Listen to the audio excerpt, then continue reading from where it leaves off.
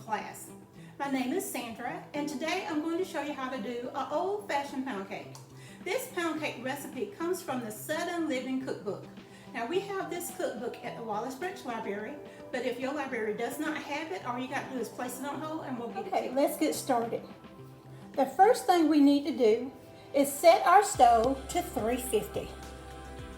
Okay, the ingredients you'll need is 1.5 cups of unsalted butter, 3 cups of sugar, 5 eggs,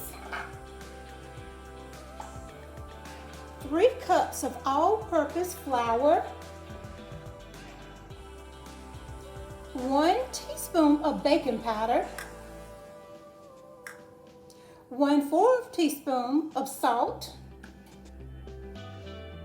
1 cup, 1 5-ounce can of evaporated milk,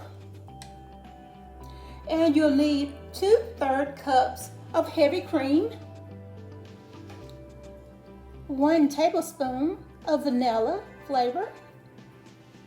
You'll need some cooking spray for your pan. You'll need a 10-cup tube pan. You'll need a standing mixer, a spatula, and a spoon. Let's get started. Okay, we're going to start by creaming our butter. We're going to place our butter inside your pan. And we're going to cream that butter until it gets light and fluffy, and then we're going to add the sugar.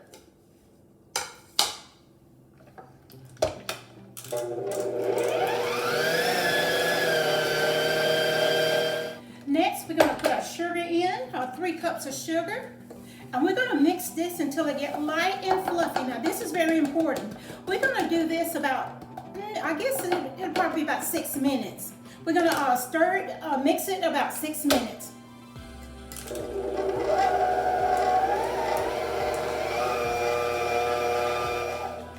I pause mine quite often so I can get the butter off the side, put the mixture back inside the center so that it can keep on mixing evenly.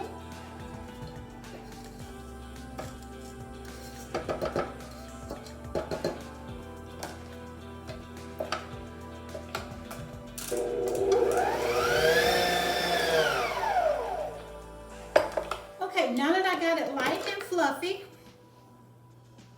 I'm going to put my eggs in there one at a time. So I'm going to have that going very slow, and I'm going to just mix that 1 egg in there at a time, and I'm going to just mix it until the yellow is gone.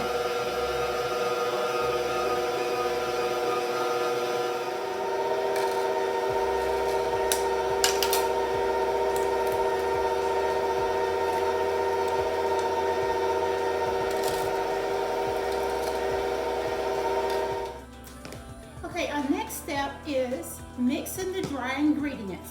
We're going to put the baking powder inside of the flour, and we're going to put the salt inside of the flour, and we're going to give that a little stir, and we're going to put the flour mixture and the milk mixture alternately until we get to the end of the milk and the flour. We're going to start with the flour and we're going to end with the flour. So we got the flour mixed together with the baking powder and the salt, and we're going to mix the cream and the milk together. And we're going to put that in there alternating, starting with flour, and then we're going to put milk, flour, then milk, and end with flour. So let's get started with that.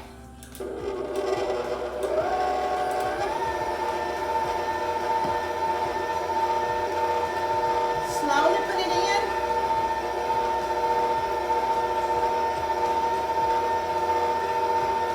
The slower you put it in, the less flour going to fly all over your kitchen. So slowly put the flour in.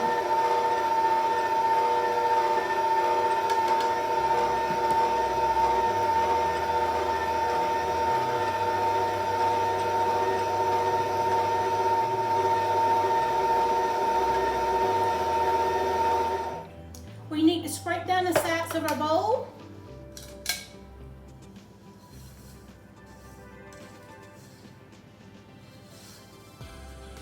When you're putting that milk and that flour inside your mixture, just make sure you put it in there really slow, because otherwise the flour will fly all over the kitchen and mess your kitchen up. Unless you put a towel. I have put a towel over my mixer, and that kind of contains the flour from flying all over the place. But most of the time I got enough time where I can do it in slow mode. I don't have to get in a hurry. So I just usually put mine in there a little at a time, real slow. Now the last ingredient that we need to put in here is the vanilla. 1 tablespoon of vanilla. We just pour it in there and just stir it in.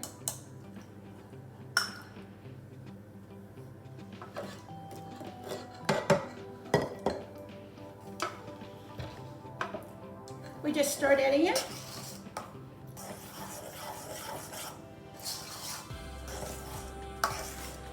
This is what your batter look like.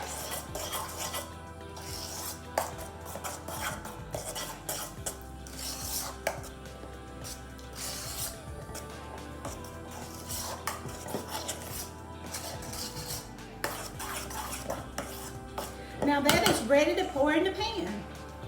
So let's get our pan ready to pour the batter inside of it.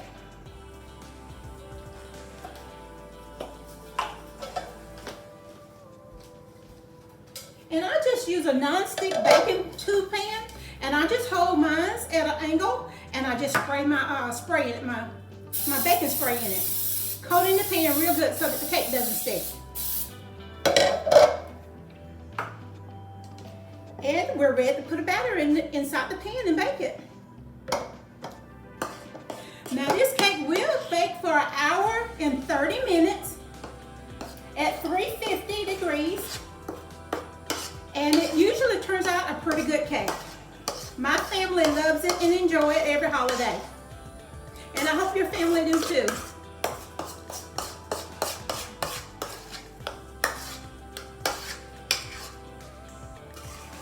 It is a very large batter. So this batter usually I make it into 2-pound cakes. I use a smaller tube pan. I use 2 smaller tube pans, and it will make 2-pound cakes. Instead of using the 1 big pan, I usually break this recipe up into 2 smaller tube pans. And they do make 2-pound cakes, because my family don't eat it every day. But I usually will freeze 1, and then I will keep 1 for serving. Let's get it in the stove. Okay, here's the finished cake.